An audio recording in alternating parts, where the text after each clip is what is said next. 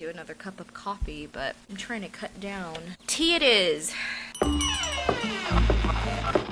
ultimately, I just think that, my lesson in this is that Even if it's not ideal in how I want to rest. I need to. Welcome back. Hello, good morning, good afternoon, and good evening. We are going to be talking about Jezebel, the book. I will say that I am a bit shocked in how much I'm enjoying this book.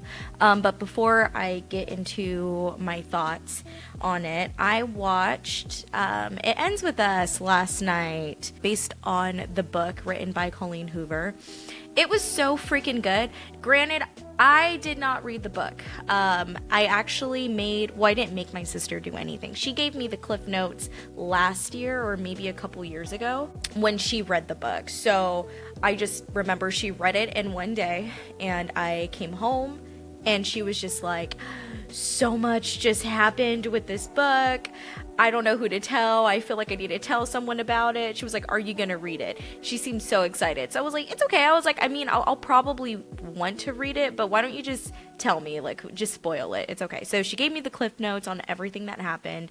And I will say, if you have not read the book or watched the movie, I'm going to spoil it. So just like skip ahead, keep skipping. I know that there is definitely some controversy around it because Colleen wanted to place that book in the romantic section of, I don't know, libraries and bookstores and all of the alike. And they're saying that, the book is, and here's the major spoiler, is based on domestic violence, like physical abuse. And I'll just say this, like, it is, but she's not romanticizing it, and there is a romantic interest. I get some comments that I would read on social media. Like, they would say, like, what is the obsession with abuse? And I totally understand that. I feel like romanticizing abuse and toxic behavior just isn't it.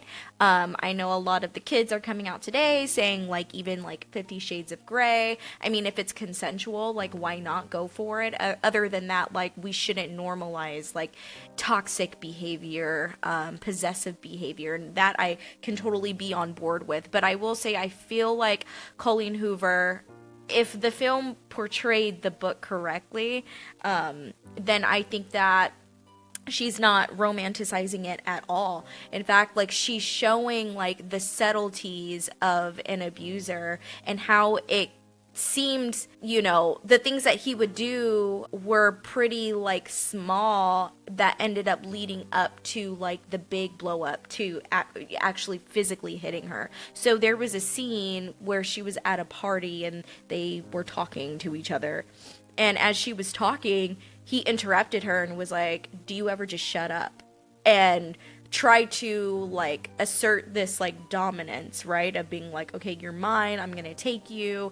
And in any other shows, maybe books or circumstances, you as females, like, we are taught that, like, oh, that is so hot, he's asserting dominance and this is so sexy and he's gonna be possessive in the bedroom and it's gonna be an adventure, right?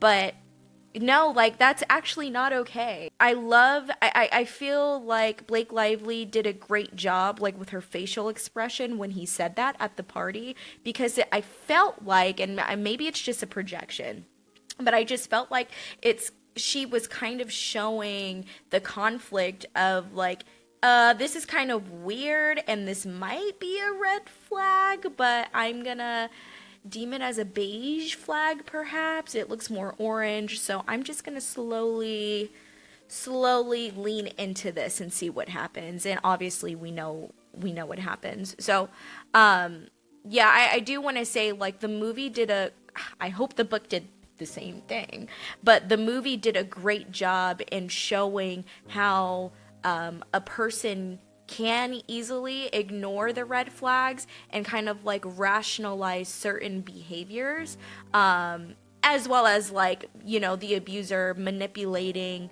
the victim, making the victim feel as though like what they feel is wrong and what they see is wrong. So I just felt like Colleen was great, and all these kids talking about like what's her obsession with abusive relationships. Maybe she was abused. Like, have you thought about that? Maybe this was her way, like her writing a story like that, not romanticizing abuse, was her way of taking it back. You know, I haven't heard any interviews from her, but maybe she has a friend, a mom, a sister, a cousin, or herself who experienced these things. Like, as women, we all know someone, if not someone personally, someone who knows someone who has been through the worst part of abuse, you know, has been through emotional and physical abuse. So maybe Colleen is like getting her shit off by writing about this, writing about a woman who took her power back, and after her daughter being born says the cycle ends with us. That's why it's called It Ends With Us, because the cycle ends with her. You know what I mean? She's gonna leave, and she is not going to you know, put herself or her daughter in a situation where, you know, she's, you know, hurting every day and being battered. So speaking of taking back your power, Jezebel. So speaking of taking back your power, I do see that there is a consistent theme of Jezebel wanting to take that power back, at least up to chapter 15. So this book, Jezebel, written by Megan Barnard, is a historical fiction recreating the tale as told in the Bible in 1st and 2nd Kings. It's probably in other chapters, I'm just not sure, but I did read up to chapter 15. I will spare as much details as possible, all while trying to get my point across. That way I don't spoil anything for you guys if you haven't read up to chapter 15 yet. So we are introduced to Jezebel's personality, which seems consistent throughout the book. That is pride, hard-headedness, the sense of entitlement, which rightfully so, because she was born into being a princess of the king of Tyre. So the entitlement and understanding that at one point she will be a queen was definitely embedded in her, and we do see that.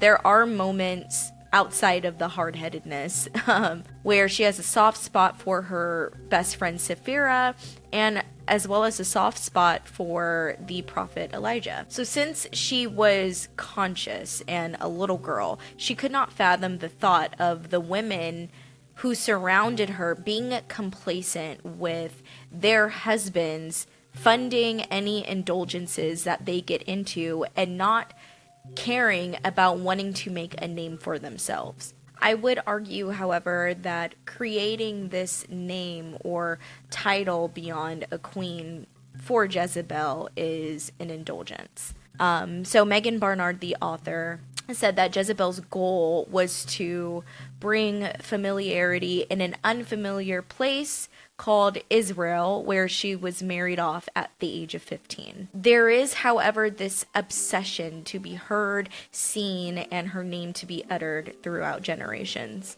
So Jezebel implemented changes in Israel that made not only the people, but the land prosperous. However, these positive changes were actually a byproduct of her true intention: fame.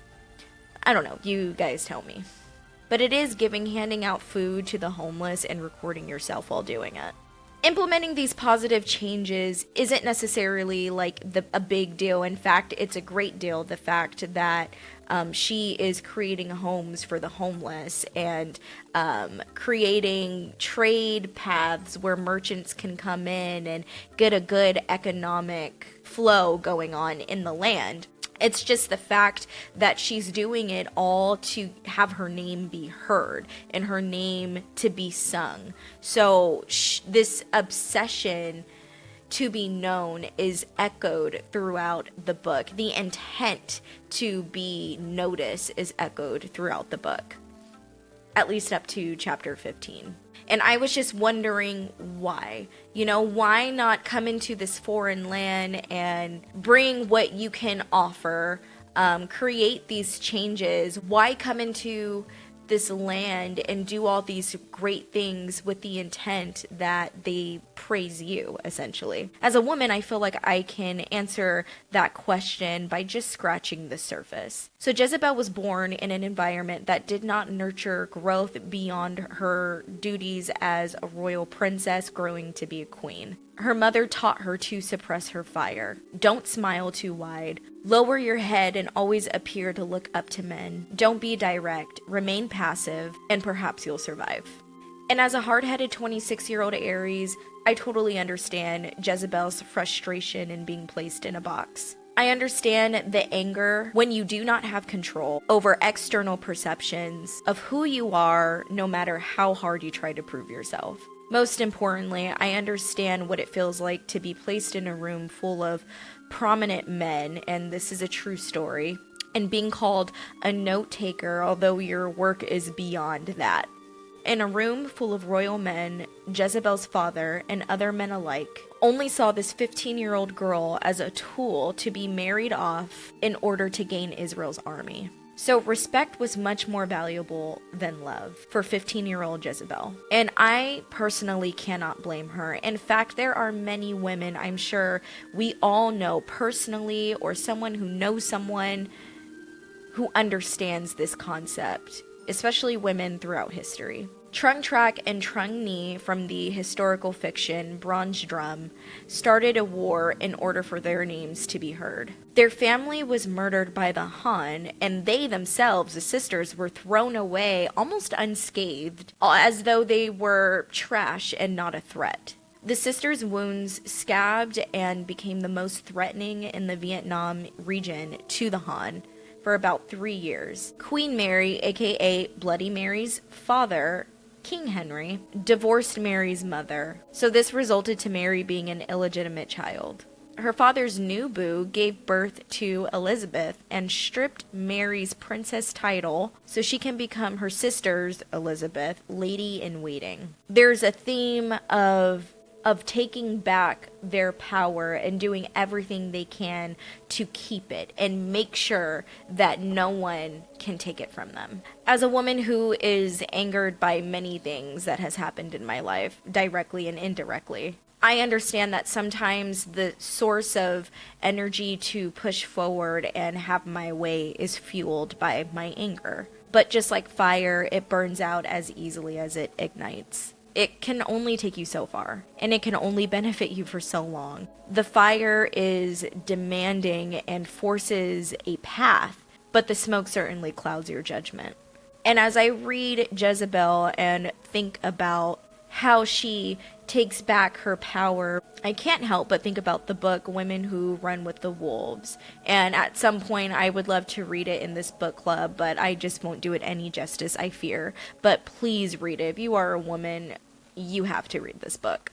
I'm just going to read a quote about the innate sense of freedom that women have. Fortunately, no matter how many times she is pushed down, she bounds up again. No matter how many times she is forbidden, quelled, cut back, diluted, tortured, touted as unsafe, dangerous, mad, and other derogations, she emanates upward in women, so that even the most quiet, even the most restrained woman keeps a secret place for wild woman. Even the more repressed woman has a secret life, with secret thoughts and secret feelings, which are lush and wild, that is, natural. Even the most captured woman guards the place of the wildish self, for she knows intuitively that someday there will be a loophole, an aperture, a chance, and she will hightail it to escape. And I feel like Jezebel regained this sense of fire after leaving Tyre and marrying Ahab in Israel, and found out how to acquire this freedom via the art of seduction. She did everything in her power to take back what little power was taken from her since birth. She didn't have a say even when she would become a future queen. She couldn't understand, why do I have status? And forget the status, she just couldn't understand, why as a woman can I not speak up for myself? Why do I have to be deemed as delicate and passive? Why can't I be direct? How come what I say does not matter? I'm understanding why she feels that her name needs to be echoed throughout generations, why she had this call to implement change, not for the sake of change, but for the sake of keeping the pieces that make her Jezebel. You know, Megan did an amazing job humanizing her. Because there was no way in hell I was humanizing her in my perception. And this book certainly challenged my perspective of Jezebel. So not only did Megan humanize her in a way where she is writing her internal thoughts, that is the same thoughts that we all felt at some point as women. She humanizes her in a way where, I actually thought about this morning. Like, it's silly, but it's quoted that, Ahab gives her like a honey bun, and she eats it and describes how like sweet and delicious it is, and how the honey is dripping on her fingers, and she just wants to lick it off her fingers. And I don't really know what to make of this, other than like, that is such a human experience, like she wasn't like the wicked witch. I didn't view her as the wicked witch of the West in that moment. I viewed her as someone who is like me, eating a dessert, eating something, and the remnants of the food that I'm eating is stuck on my fingers, and I lick it, and it helps me connect with the character that Megan is portraying Jezebel to be. So it's really good. So in the first 15 chapters, we do read about the relationships and how she relives glimpses of being at home in Tyre. And in the next episode and the remaining chapters, we might unfortunately start reading about the downfall of Jezebel. So far, so good. It's not often that books make an imprint on me, but this certainly is making a great impression so far. And I hope that you're enjoying it as well. If you're not, tell me why. Like, this is an open book club. This is an open discussion, have you heard about the tale of Jezebel? Did it challenge your perspective of Jezebel? Or any other characters in the book, compared to what you know about in the Bible? Or if you haven't actually read the story in the Bible, like, what have you heard about it? Let me know ways how the author is humanizing Jezebel to you, because she is humanizing her to me in a way where she's painting the picture of the common experience that women have. And I think it's amazing. So